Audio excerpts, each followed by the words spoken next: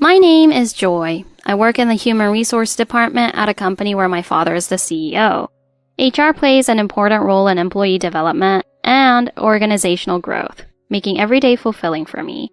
Currently, I live with my parents, making it a family of 3. I have a brother, Caleb, but he's busy traveling overseas for work, so I haven't seen him in a while. My father, Joseph, is a watch collector. He collects attractive watches from all around the world and has a dedicated room for them at home. Today, he promised to show me his latest collection in his watch room. Here it is. This is the new watch I've added to my collection. Isn't it great? My father smiled with pride as he showcased the latest addition to his collection. Wow, it's really beautiful. Where did you get this one from? This is a special edition handcrafted by a unique artisan from Zune. Zune? I've never heard of it. It's a small island nation where small craftsmen make these watches by hand. That's amazing. Look at how smoothly the hands move. It's like you can almost hear the passage of time. It is really wonderful. My father spends his day in his watch room admiring and maintaining his collection. Dad, you really love watches, don't you? Yes. Don't you feel the importance of time when you look at a watch? Life is the same way. We have to cherish each passing moment. Time doesn't wait for us. You always say the best things, Dad. A watch isn't just a tool, it's a partner in life. When you have a good watch, you view the time differently. Is that so? Exactly. How about we all go look for watches next holiday? Sounds great. Let's go to your recommended store, Dad. Alright, let's go find some nice watches. I hope you find something good. So we decided to go watch shopping as a family on the next holiday. On that holiday morning, we headed to a luxury watch store.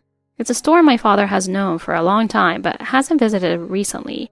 As we arrived at the store, Welcome. A male clerk greeted us as we opened the door. He paused for a moment, sizing us up from head to toe. What's the matter? Sorry, I don't think we can help you. This is a luxury watch store. The clerk, named Ken, said this to us. Excuse me, what do you mean by that? We came here to buy a watch.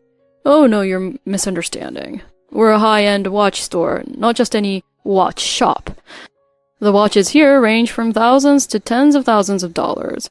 I doubt you can even afford $1,000. My family calmly replied to Ken. So what? Just because they're expensive doesn't mean we shouldn't even look at them. Well, having people like you here to check doesn't help.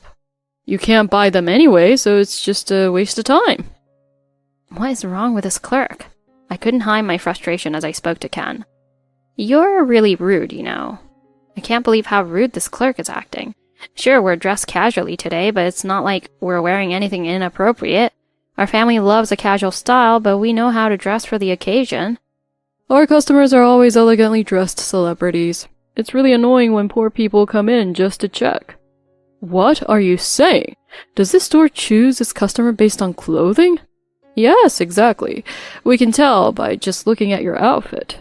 The products here won't meet your needs, so I suggest you find another store. How displeasing. Then my father showed Ken the watch on his wrist. I'm wearing my favorite watch today, the one I bought from this store. Do you realize this watch is from here? I can't believe such a cheap-looking watch is one of our products. You probably got it from a bargain bin. Ken took my father's watch and handled it roughly while saying that. Hey, can't you recognize the value of this watch? Poor people shouldn't show off their cheap possessions. Looks like we can't have a proper conversation with you. You're the one who's not making sense. Why don't you just leave already? Poverty is transferable. When I looked at my father, he appeared calm, but I could tell he was filled with anger. However, Ken didn't notice and continued to speak nonsense. Alright, just leave. We're closing for the day. Please leave the store. Ken tried to push us out of the door and lock it behind us. I grabbed the door firmly and responded. Closing for the day? It's still morning. I said we're done serving poor people. We can't waste time on you. We have a VIP coming soon. Are you saying we're an obstacle because a VIP is coming? That's exactly it. Listen, we're not poor at all. In fact, my father is the CEO of a major company, the Joseph Group. He even knows the owner of the store personally, so he decided to contact him directly. My father began making a phone call right there. Hello? We're being treated horribly at your store right now. Ken, not knowing who my father was talking to, maintained a proud expression. Hurry up and leave, you poor people. While Ken kept speaking nonsense, my father continued on the phone. There's a clerk named Ken who's not making any sense. Can you come over? I'll explain everything in detail when you get here. According to my father, the owner, Mr. Joel, promised to come right away. Despite this, Ken remained unaware and kept saying, Seriously, you guys are lowering the store's reputation and mine too. I have to attend to the VIP soon. I don't have time to deal with the complaints of poor people. We just came to see some watches. Please, let us into the store. As I tried to enter, Ken blocked me.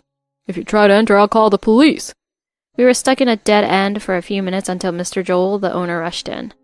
Mr. Joseph, I apologize for keeping you waiting. Owner? Why is the owner here?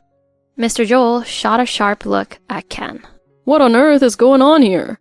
I mean, this poor family was trying to force their way into the store, so I stopped them.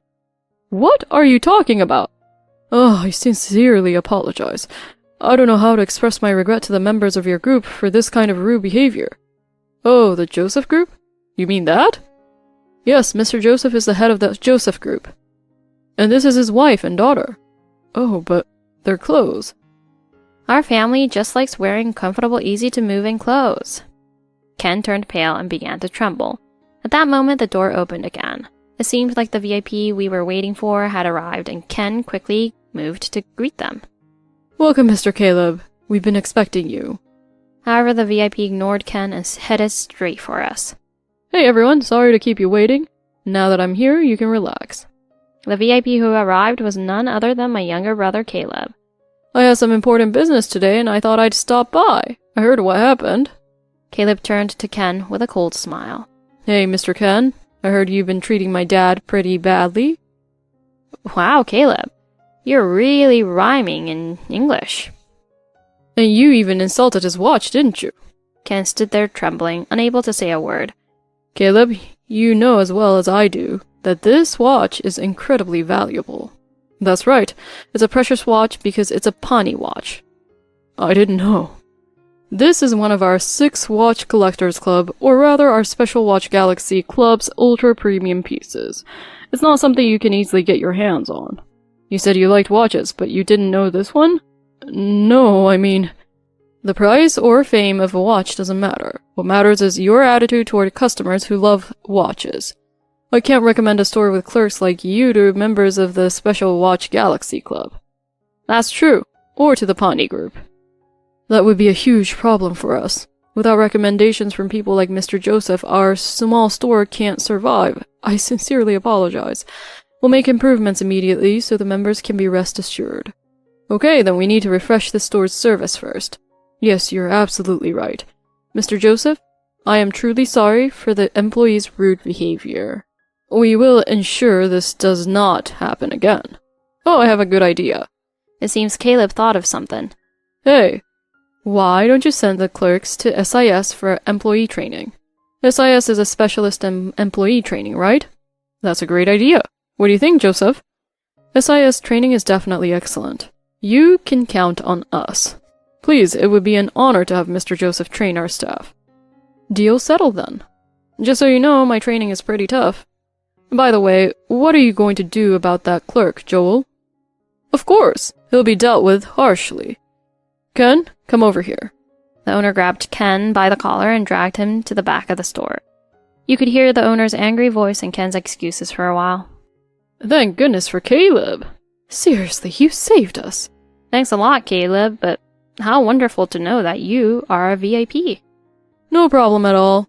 I always rush over whenever and wherever I'm needed, especially when my family and my baby sheep are waiting. After that, we enjoyed a satisfying shopping experience. As for Ken, he was, of course, fired from the store. Later on, he ended up paying damages for the many complaints from customers. Apparently, he had insulted other customers as well as showing attitude to other clerks. As a result, he ended up with a huge debt. Ken was introduced by Caleb to a fishing boat run by a member of the Special Watch Galaxy Club, where he was forced to do hard labor. Life at sea was harsh, and laziness was not allowed. He worked from early morning until late at night with no time to sleep, fighting fatigue every day. It was the result of his own doing. Meanwhile, we had a welcome home party for Caleb, who had come back after a long time. So, when did you get back to USA, Caleb? Yesterday. You have big news? That's right. I recently got a new position. Oh, really? I've become an executive director at a watch company. Which company? Zune's company. Wow, Zune? Oh yes, I know them well. That's really amazing. Congratulations, Caleb. Thank you. With Zune watches, Joel and I are business partners too. I see, so that's why you're a VIP. Yes, I plan to introduce many more Zune watches in the future. That's awesome. It will be a busy year for small craftsmen too.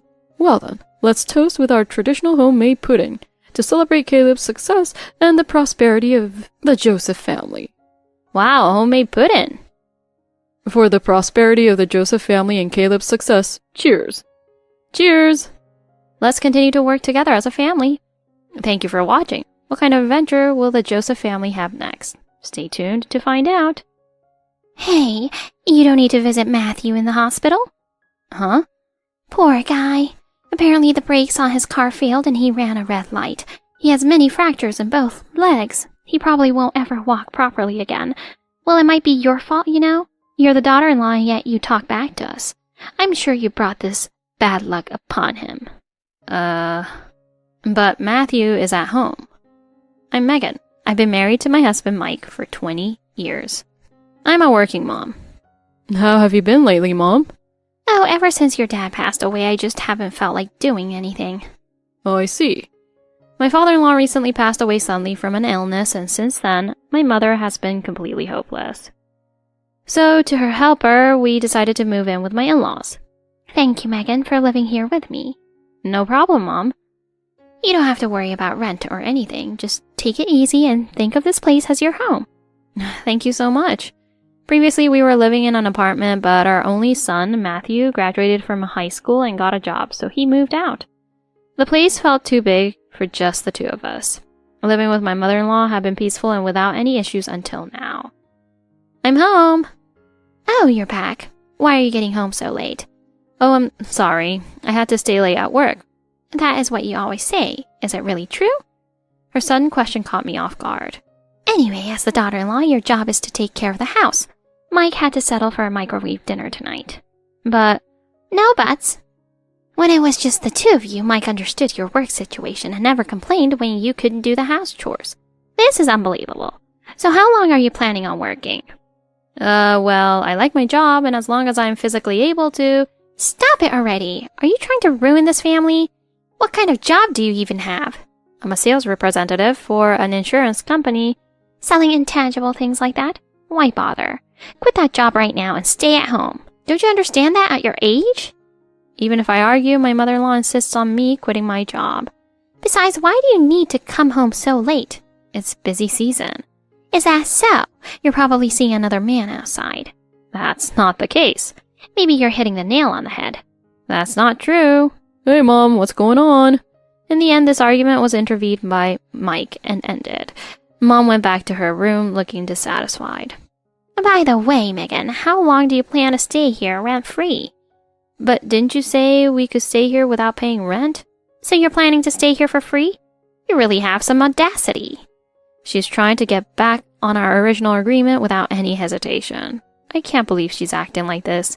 My father-in-law left her an inheritance when he passed, so there's no way she's really hurting for money. Are you really that desperate for money? You moved into our house because you said your old place was inconvenient. Now you won't even pay rent? You're such a terrible daughter-in-law. Her intolerable behavior was too much, so I finally decided to defend for myself. You said it yourself, Mom. You told us we could stay here without paying rent. If you're going to deny your word, then we'll move out. What did you say? You're just a woman. How dare you talk back to me? Once again, it was Mike who stepped in to stop the argument. We finally resolved the issue by giving Mom some money to keep her happy. I wasn't satisfied with the situation, but at least she stopped demanding rent. However, just when things started to settle down, another problem cropped up. What's wrong, Naomi? My husband cheated on me, so I decided to bring Jude here. Mike's sister Naomi, who is my sister-in-law, showed up at the house with her son Jude. Oh, that's really rough. I'm sorry to hear that. So who's this lady? Don't you remember Aunt Megan? You've met her a few times before. Nope.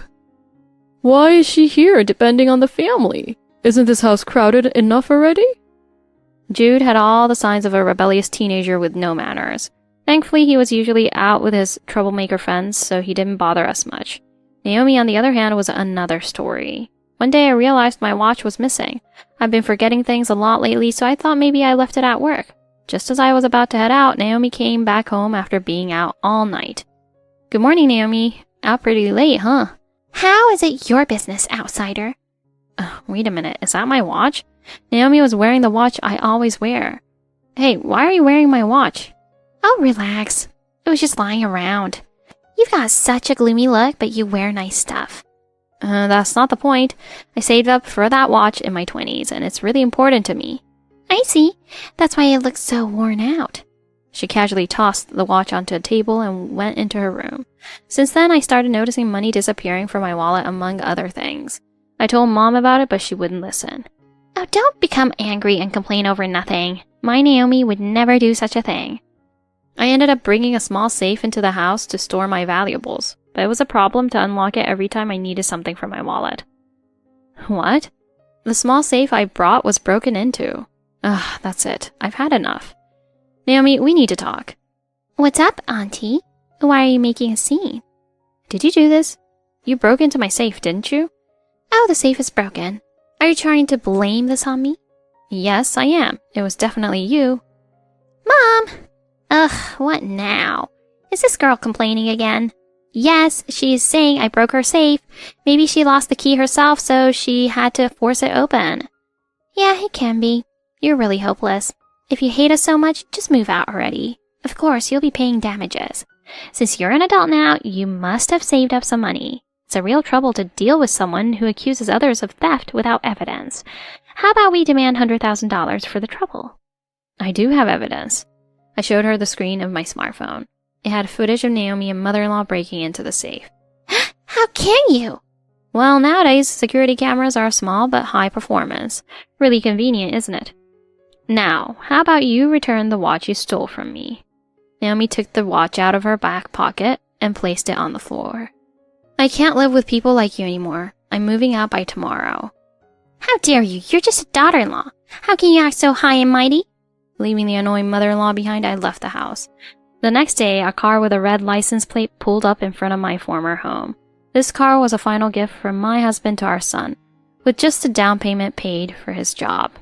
My husband and I returned to my parents' house with the car, and for a while, we used it to help move into my parents' home.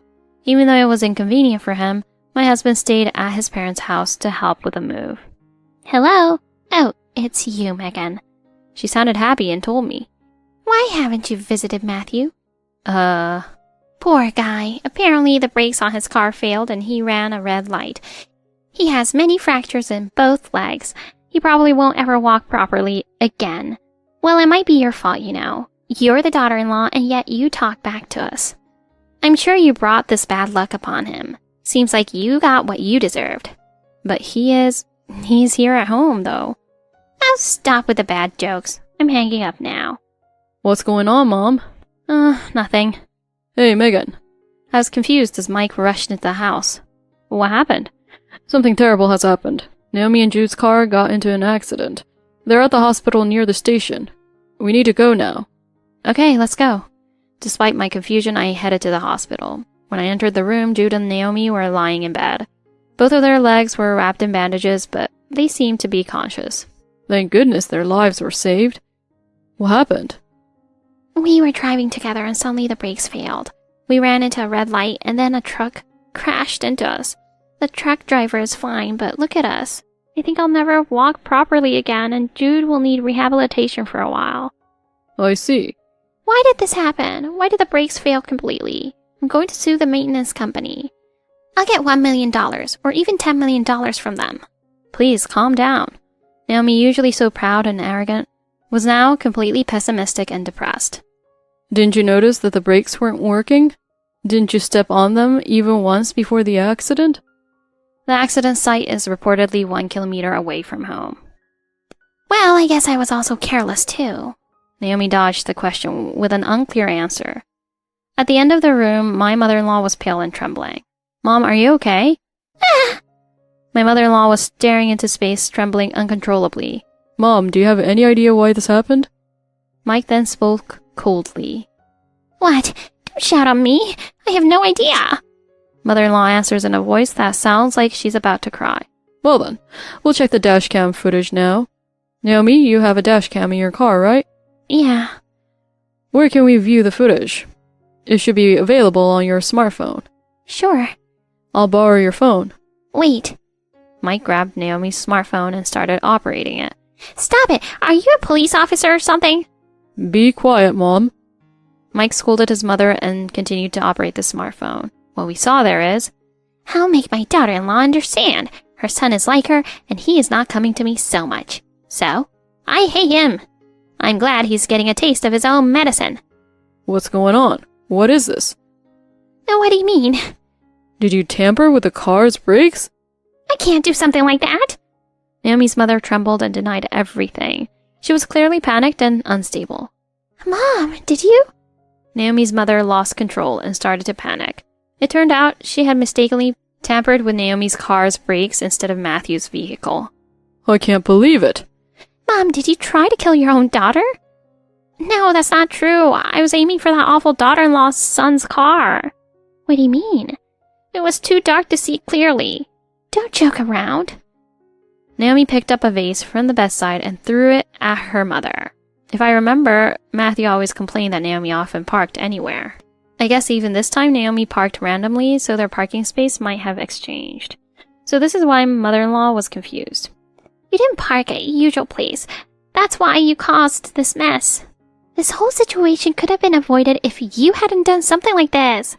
If you're going to do something like that, you might as well poison them to make sure they die. You were told? Mother-in-law, with her face swollen and tears streaming down, was being questioned further by Mike. What do you mean? Who told you that? No, that's not true. Who told you? Tell me. I found this at the house. Mike took out a business card. It had the name of a host club and Gina written on it. You've been visiting host clubs, haven't you? I found out that the inheritance from my father is completely gone. I needed money, so I was looking for ways to get it. So he said this is the way. I'm not at fault.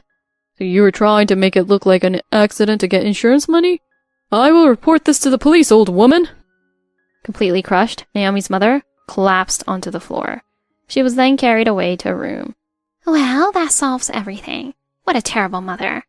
Wait, Naomi, why did you drive for 1 kilometer with the brakes not working? I need to check the footage again. Please wait. Mike played the footage again. It showed Naomi and Jude moving the safe into the car. Wait, that safe? Isn't it from our house? It had our passbooks, stock certificates, and watches in it. What's going on? I was just trying to help with a move. You don't know where we live now, do you? Naomi claimed her husband was unfaithful, but she was the one cheating and was being served divorce papers. She was selling off household items to pay for the compensation, but ran out of money and took from our assets. You and your son are truly disgusting. I'll make sure the police know about this too. I'm sorry. I felt like I might lose everything due to the compensation. That's why I took out my stress on you. I'm sorry. I'll never do it again. Look, I've been punished with this body. I cannot walk permanently. Don't you feel sorry for me? Help me. I'll listen to everything you say from now on. We're family, right? Tell the police the same thing when they come. Then make sure to stay in house together with your son, this disgusting mom and son. Ignoring Naomi's crying and pleading, we left the hospital room. Am I dying like this here? I cannot forgive them. Naomi's mother was arrested for attempted murder. Despite being 75 years old, she was sentenced to life imprisonment due to her severe crimes. She spent her days crying in prison, vowing revenge on us, but it would never come to pass. Mom, I'm hungry. Take care of it yourself.